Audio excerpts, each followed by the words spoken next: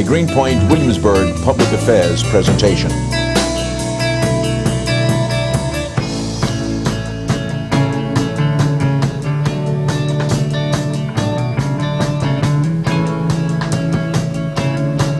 This is Neighborhoods Today.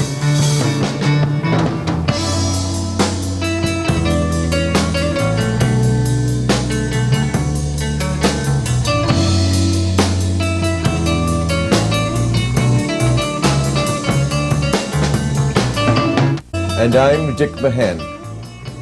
Our first story deals with the task of housing the homeless, which is a problem plaguing the nation, and it is one that has come to a head here in the Greenpoint section of Brooklyn. Residents here are up in arms over the trouble they say has come into our community ever since the homeless shelter went up. I visited the site this past September. Here is my report. These are the very angry and frustrated residents of the Greenpoint section of Brooklyn. They say that this homeless shelter, established in their neighborhood 7 years ago, has caused many hardships in this community. Many say they have been terrorized by the homeless men living in the Greenpoint shelter. The residents of this neighborhood say that that's not all that's going on here. This community is devastated by crime. Crime. I live 1/2 a block away from here, so don't tell me otherwise. We have the statistics. The police department had the statistics, and there have been very serious problems here along Graham Avenue, right in the perimeter of the shelter. There have been drug sales, robberies, burglaries, car thefts, personal attacks on people. It's really been a horrendous situation. The senior citizens used to sit out on the stoops and talk in the evenings. They used to stroll in the evenings. They don't do that anymore. They now have bought steel doors. They have bars on their windows. They're afraid to go out. There's no one in the neighborhood anymore. We had rapes and robberies. Everybody could tell you they don't do it, but we see it. We are the community. We are the eyes. My family's been here 100 years, and 100 years is enough to know what you're doing. I don't feel sorry for anybody that tells me that they have to stay. So do I have to stay, but don't invade my privacy. When you invade my privacy, then I'm going to fight you. My wife can't go to Graham Avenue, which is 5 or 6 blocks from here. She's afraid to walk on the street. My son was mugged 3 times in 1 year. 3 times in 1 year. And it's unlivable here. We're not against housing for homeless men, families, but we have a project here underway, the Greenpoint Renaissance Enterprise GREC plan for positive housing and medical facilities here at this at the Greenpoint shelter. But what has happened as of the 1983 date, when homeless people arrived, there was a definite increase of crime in the community. Homeless living in the Greenpoint shelter feel that they have become the scapegoats for all the problems. The problems of crime in this neighborhood is not only by the people that live in the shelter. It is also by the community. Some of these people I know have kids. I have kids myself. And sometimes kids like to go out and do things that they shouldn't be doing. The other night, about 2 weeks ago, I was up here at this corner store, and there was a gang fight. Not the people in the shelter. They came from the projects, came over across the street, and started some trouble. In that shelter, Greenpoint, there's a lot of wrong things being done, especially with the HRA system and the housing, because there's a lack of housing and there's a lack of helping in there, and it's also a lack of getting along with people, because it's not the people, it's the staff. A lot of the community seems to think that only the shelter in here is the ones that's responsible for a lot of the crime. However, you don't have just the shelter, but you have places such as the projects and every other place that's around here. A lot of the crime doesn't always come from the people that live in the shelter. You understand? You have drug addicts that live in the projects, you have drug addicts that live in the houses, you have drug addicts that just live around the neighborhood, period. And you also have the point where a lot of guys come from out of this neighborhood to deal their drugs or whatever in this neighborhood. The Human Resources Administration had no comment concerning this matter. So what is the possible solution to this conflict? Residents in this area say that they are willing to take their fair share of the homeless, and that number is 200. They also say that if the city of New York does not move fast on this issue, that they feel so angry and frustrated that at this point, anything can happen. We want to improve conditions here, and we are not about to give up. We would like to take this opportunity to thank WPIX Channel 11 for some of the video footage used in this report. Hi, I'm Major Cappellino. Join me later here at Teddy's, a 100-year-old community tavern. Neighborhoods Today will continue after this message.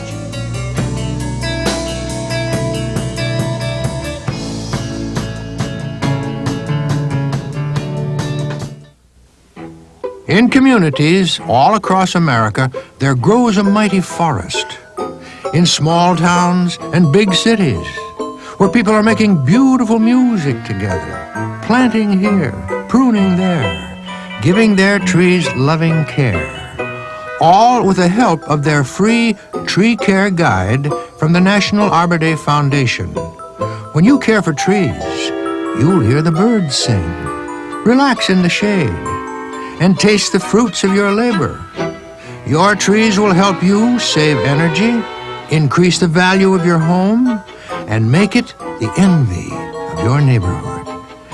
Tell me, sir, how does your forest grow? This is Eddie Albert.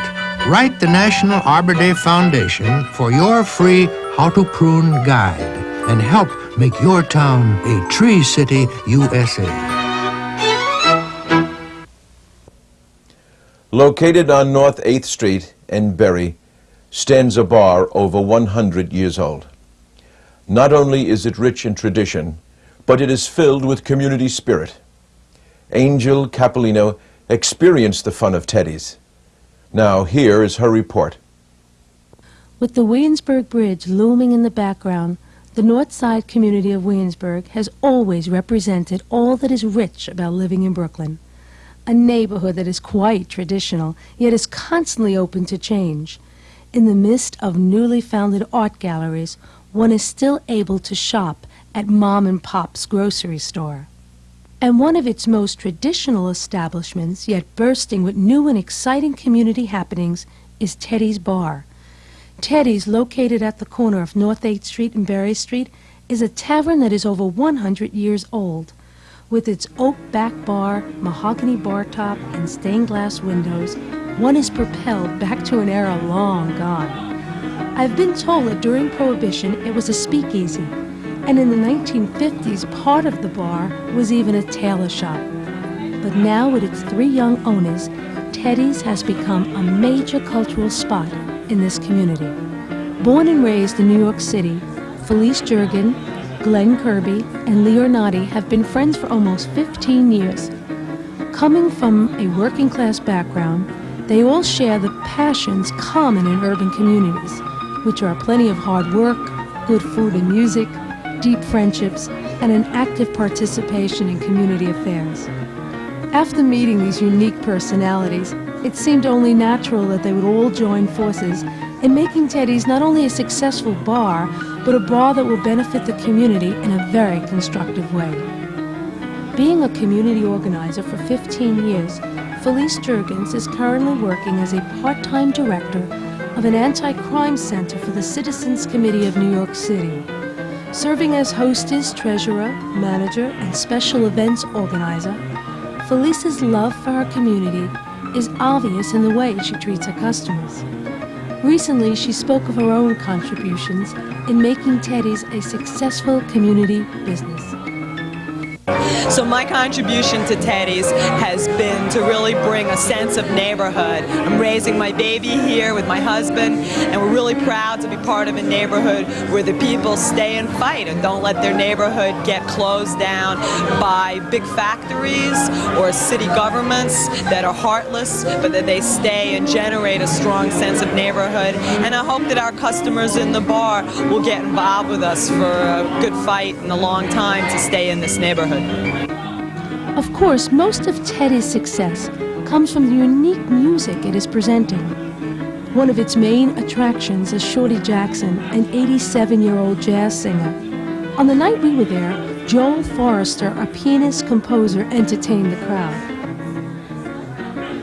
Spinning records all over the metropolitan area for the last 20 years, Glenn Kirby is responsible for the Teddy's sound. Having lived in Chicago for 5 years, Glenn brings to Teddy's a unique mixture of blues, country, and rock. That night, Glenn spoke on how music enriches and enhances the atmosphere of Teddy's. Well, as you can see, this bar has been here for 103 years, and it's sort of a product of all its owners. And one of the things that me and Lee and Felice have added to this bar is music on a consistent basis, 3 or 4 days a week. We've made a large allocation of the floor space for a bandstand, and we feature jazz music, R&B, blues, reggae, because music is a part of life and a part of the enjoyment of life, and that's what Teddy's has been about for 103 years. Another delicious attraction at Teddy's Bar is the food. Recent dishes have included barbecued chicken, mussels with marinara sauce, and the all-time favorites, French fries. Lee Renati, a daytime machinist, is the creator and cook for Teddy's. Having catered and cooked for various community fundraisers, Lee sees food as the main ingredients in getting the community together. We wanted to do something a little bit different but not be exotic, and this city is full with all different people of races and nationalities, and what's common to one is exotic to the other. So what we try and do is mix them up so people eat different foods but they're not scary or challenging. And in that way, that's how we pick the food, is by trying to pick basic street type food, the stuff people love to eat as a child, and turn them into, you know, different kinds of dishes that will go well in a bar setting. Well, whether it be its food, music, or community events, Teddy's Bar still remains quite traditional, for it is still a place where friends can meet, talk, and share not only their lives, but their dreams. Neighborhoods Today will continue after this message.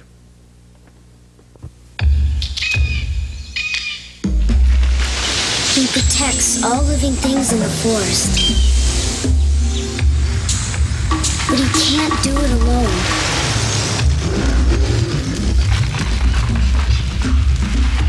Please don't play with matches. Put out your campfires. And never, ever forget the words of Smokey Bear. Only you can prevent forest fires.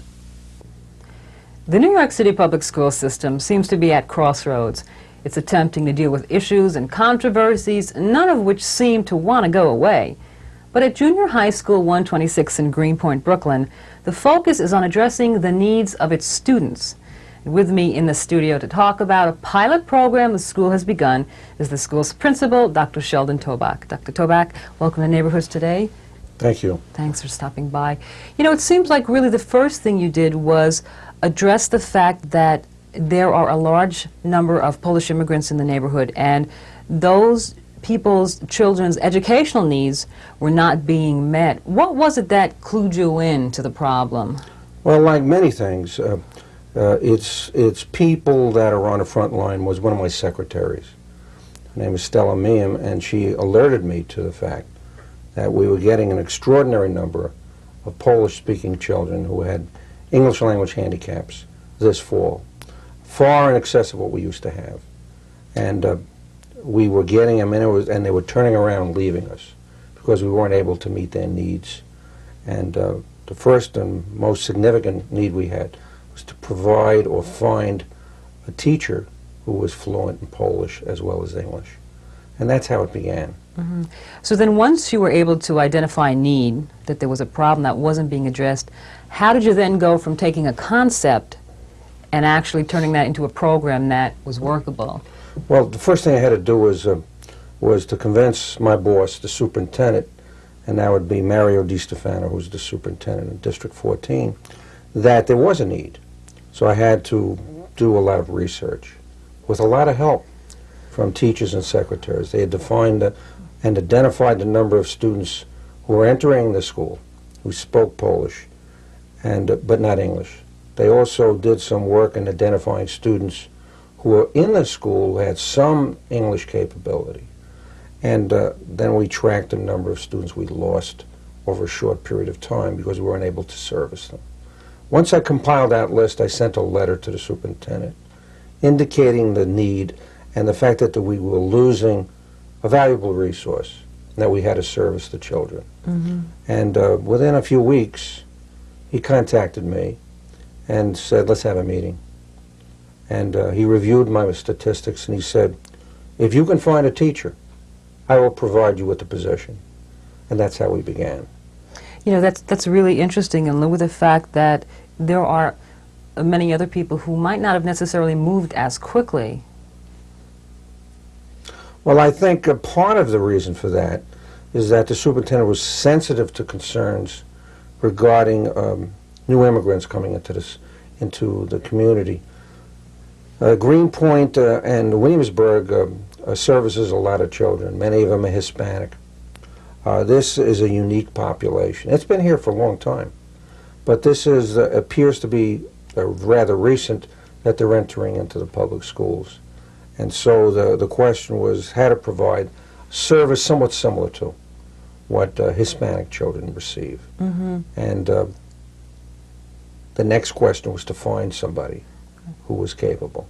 Do you think this program also might be an attempt to deal with the fact that English as a second language is not just for Asian students or Hispanic students? There are other groups within our communities which need the same type of attention. There's no doubt that that's true. I think that the recent stress that the Chancellor has brought to bear on multicultural education is part of the process. But we've always had some Polish-speaking children, and they've learned to get by. But the trick was to identify somebody who would be capable of being fluent in English as well as Polish, and was a professional. Mm. And we found somebody. Right. Ironically enough, you found someone who was a native of Poland, Yes. came to this country, has actually been a member of the Greenpoint community for over 20 years, so she herself had experienced what it was like to be, you know, a student coming from a foreign country to America and trying to deal with the language barrier. Do you want to tell us a little bit about Yes, she? well, yes. What I did was first bring this to the attention of faculty members. Many of my faculty members live in the community. Some of them, in fact, went to the school as children, youngsters. And so they have a sense of community, a sense of family. And that's what identifies the school. And they indicated to me that one fellow in particular, in fact, a lady that I respect very much, said that she knew somebody, but she would check with the Polish Slavic Center, which is in Greenpoint. And they recommended Anna Pelc. And I asked to interview her. And Anna was really a very, very lovely young lady who has absolutely great command of the English language as well as Polish. And, of course, lived in the community and was teaching at Brooklyn College, a course in English composition. So that caused another problem. How can I get her to be released from that program to service these children? And I wrote a letter and contacted her program chairman. And he was a very nice guy, and he released her without prejudice, meaning that she could always return. And there she was. So then I explained to the superintendent I have somebody. And he made good on his Give you the his green pledge. light? Yes, he did. Okay. Let's just briefly, if you would, give me some of the main focus, actually, of the pilot program. Well, the main focus of the program is to have, first of all, to have the children feel that comfortable in the school. So Anna's role is more as an ESL teacher, an English as a second language teacher. And what she does is teach the children in Polish and also in English so that they develop language capability in English. And at the same time, she also stresses some of the cultural highlights of Polish life in the community, so the children have a sense of pride. And we act that out. And is the purpose really to get the students to the point where you can mainstream them, or do you want to keep them separate?